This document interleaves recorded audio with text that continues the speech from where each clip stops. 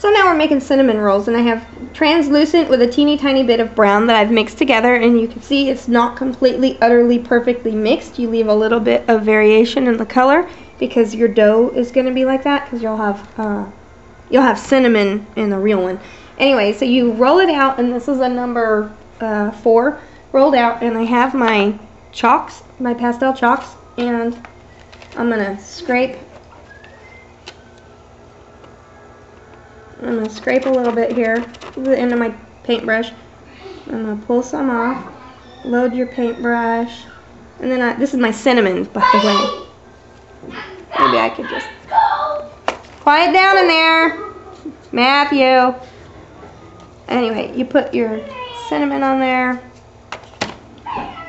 and anyway, I'd put more on there usually.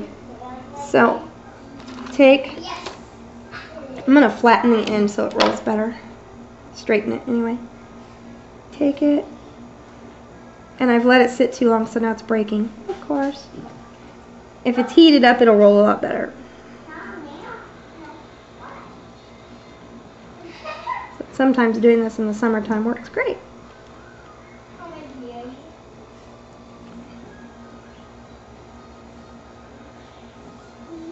Alright, so I've rolled it up. So there is my cinnamon roll. And I'm going to get my little thingy here. Now remember, the ends are going to be messed up, just like real ones. You kind of roll it as you cut to keep it round. And, oh, I see, I should have put more cinnamon, because you'll get the round parts a lot better. And if you're going to put it on your oven tray, unbaked, here's my little wooden square. If you're going to do it unbaked, you probably leave it pretty close to the way you cut it off of there. Kind of like that. You might blunt the edges a tiny bit, but you really don't want to round it, because a real one would be puffed up. Yeah? Can you please get one of my dresses down? Can you ask Matthew to get it out of your closet? Thank you. So I have another cinnamon roll here, and this one I'm going to make it look like it was baked.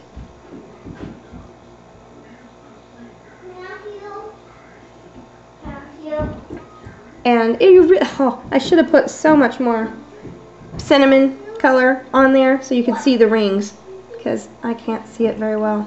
I don't like that. Anyway, so you're going to blunt the edges and kind of raise, you just squish down the edges and raise up the center like that.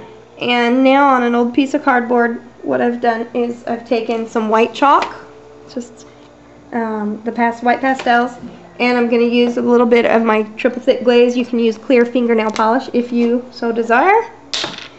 And I'm going to use a toothpick, and I'm going to mix this on here. Oh, that stinks. This is my icing. And you would bake your cinnamon rolls before you get this ready to go. But since I'm not really keeping my cinnamon rolls, I'm not going to bake them. I'm not going to mess with it. So you'll have your cinnamon rolls on the board, and you'll have your icing. And you'll have a whole tray full. And then you just take the icing and you can drizzle on top. Oops. You have it dripping over the edge maybe.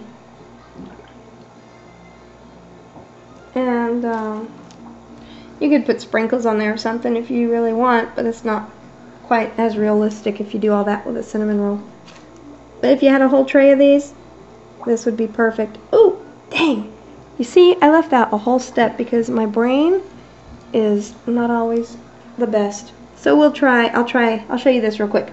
If this is one that's baked, remember, you're going to blunt the edges so it looks like it's raised up in the middle. Just kind of squish it down there, make it nice and round.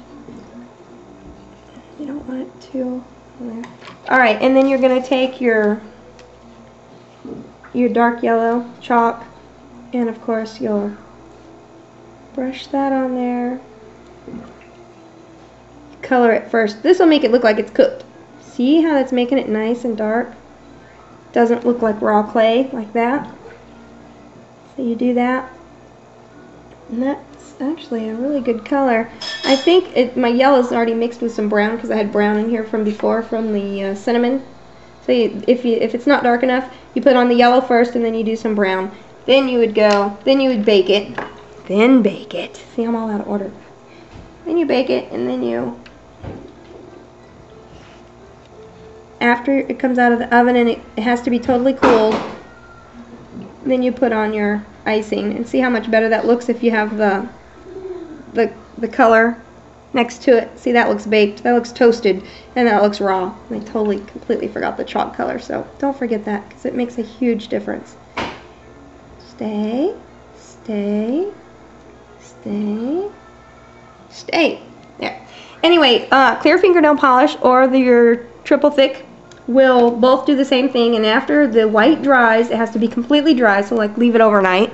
Then you use your clear glaze and you go over everything, and that'll act as a glue underneath, and it'll make it nice and shiny on top. And you can use clear fingernail polish, clear spray paint or paint, or your glaze. So use whatever you have handy.